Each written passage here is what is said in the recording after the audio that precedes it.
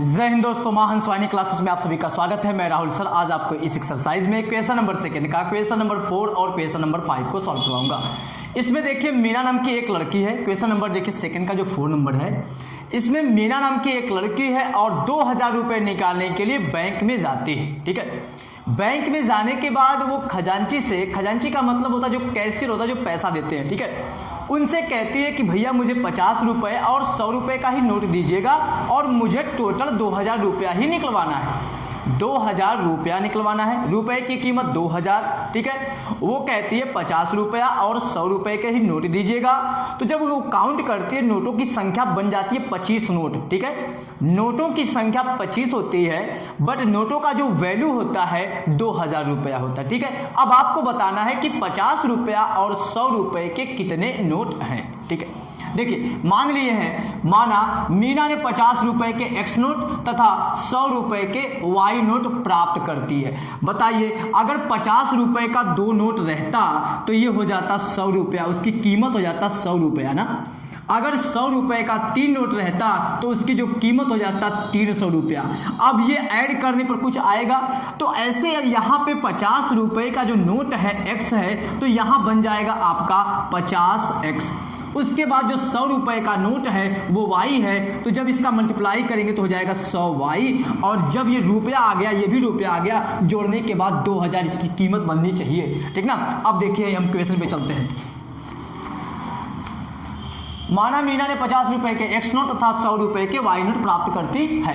अब बताइए, नोटों की संख्या 50 का एक्स नोट है, 100 का वाई नोट है, तो कुल जब नोटों की संख्या जब काउंट की तो 25 नोट मिला उसे।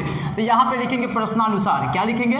प्रश्नानुसार। तो प्रश्न में कहा गया है कि नोटों की संख्या जो है एक्स और वाई को जोड़ेंगे तो 25 मिलेगा ना, क्योंकि नोटों की संख्या 25 है।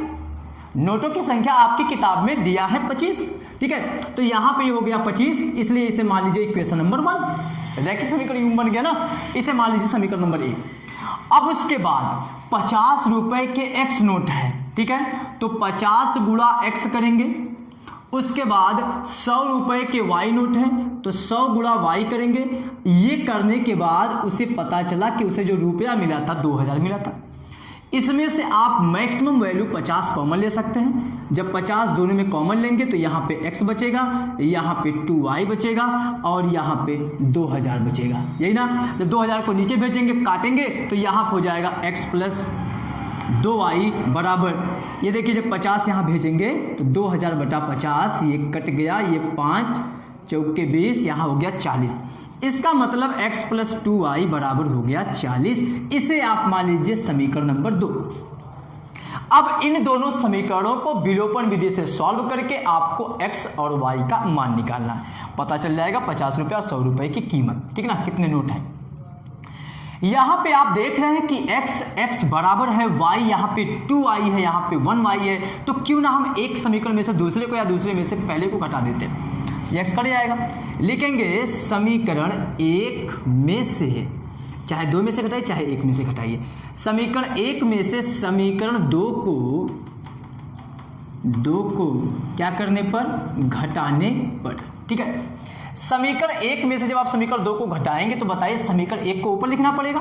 तो यहाँ पे आप लिखेंगे x प्लस वाई इक्वल कितना है समीकरण 1 में? यहाँ 25 दिया है। उसके बाद समीकरण 2 यहाँ पे है, तो x प्लस 2y इक्वल ये 40 हो गया। और जब घटाने पर लिख दिए हैं तो चिन्ह बदल जाएगा। ये देखिए प्लस था तो ये माइनस हो गया, उसके बाद ये देखिए प्लस है तो ये माइनस हो गया, ये माइनस हो गया, ये x खत्म हो गया। इसमें से आप घटाएंगे तो माइनस y आ गया, और ये बराबर जो इसमें से घटाएंगे तो कितना आ जाएगा? ये हो गया आपका 15, ये 15 हो गया। ठीक है, 15 5 30 40। अब देखिए ये माइनस, यहाँ पे हम लिख देते हैं इसको, माइनस वाई इक्वल है -15 के। ठीक है, तो ये y इक्वल हो जाएगा 15। इसका मतलब भैया आपको पता चल गया कि जो 100 रुपए का नोट जो आप y मान रहे थे, 100 रुपए के नोटों की संख्या कितनी होगी? 15 होगी। जब 100 रुपए का 15 नोट है तो 50 रुपए का कितना होना चाहिए? 50 रुपए का 10 होना चाहिए, क्योंकि टोटल नोटों की संख्या 25 है। अब यहाँ पे लिखेंगे समीकरण 1 में y इक्वल 15 रखने पर। अब ये मान उसमें रख दीजिए, चाहे समीकरण 1 में रखिए चाहे 2 में रखिए। x प्लस यहाँ पर हो गया 15 इक्वल 25, x इक्वल 25 माइनस 15, यहाँ पर मिल गया x का वैल्यू 10। अब आप लिखेंगे अतः 50 रुपए के कितने नोट मिले, 10 नोट, तथा 100 रुपए के, तब जाके आपको ये पूरा नंबर मिलेगा। 100 रुपए के कितने नोट हैं, 15 नोट मिले, या मीना ने 50 रुपए के 10 नोट तथा 100 रुपए के 15 नोट प्राप्त करती है। चलते हैं नेक्स्ट क्वेश्चन पर, इसी के देखिएगा। अब देखिए इसका जो 5th नंबर क्वेश्चन है ये बहुत ही अच्छा क्वेश्चन है। इसमें देखिए कहा गया है कि किराए पर पुस्तकें देने वाले किसी पुस्तकालय, पुस्तकालय का मतलब लाइब्रेरी हो गया आपका, पुस्तकालय का प्रथम 3 दिनों का एक नियत किराया है। मतलब अगर आप शुरू का 3 दिन का अगर आप लेते हैं तो उसका आपको अलग चार्ज देना होगा। उसके बाद प्रत्येक अतिरिक्त दिन का अलग किराया है। सरिता ने 7 दिनों तक एक पुस्तक रखने के लिए 27 रुपये अदा की, ठीक है, जबकि सूफी ने एक पुस्तक 5 दिनों तक रखने के लिए 21 रुपये अदा की। अब आपको बताना है नियत किराया तथा प्रत्येक अतिरिक्त दिन का किराया क्या है। देखिए इसका रूल क्या है, जैसे आप मान लीजिए इतने दिन के लिए लेते हैं, ठीक है, अभी हम काउंट नहीं किए कितना दिन हुआ, ठीक है, शुरू का जो 3 दिन है, शुरू का 3 दिन, ठीक, इसका रेट आपको देना होगा x रुपया, ठीक, फिर उसके बाद जो भी अतिरिक्त दिन होगा उसका रुपया देना होगा आपको y, इसका y, इसका y, इसका y।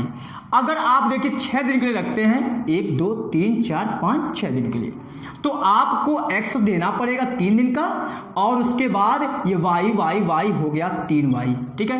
अगर आप 7 दिन के लिए रखते हैं तो x तो देना पड़ेगा 3 दिन का, शुरू का 3 दिन का, फिर उधर हो जाएगा आपका 4y। अब देखिए सरिता ने 7 दिन के लिए पुस्तक ली, लिखेंगे सरिता के द्वारा 7 दिन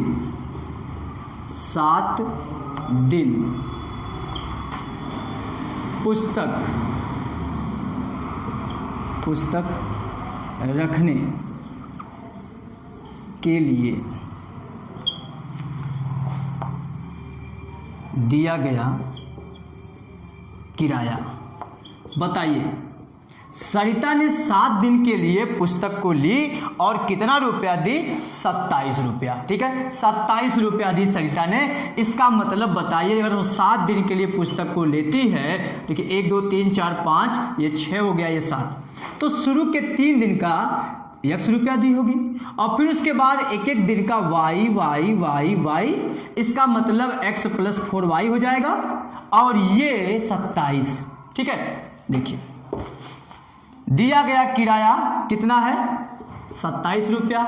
इसी को आप ऐसे लिख सकते हैं कि पहले 3 दिन का किराया x रुपया, फिर उसके बाद लास्ट के 4 दिन का किराया y रुपया, क्योंकि देखिए 4y हो जाएगा, क्योंकि आपने यहाँ पे देखिए माने हैं, माना पुस्तकालय में पुस्तक का जो नियत किराया है x रुपया है तथा प्रत्येक अतिरिक्त दिन का किराया y रुपया है, ठीक है। तो 3 दिन का किराया x हो गया और 4 दिन का किराया 4y हो गया, और ये हो गया 27 के बराबर। इसे मान लीजिए इक्वेशन नंबर 1।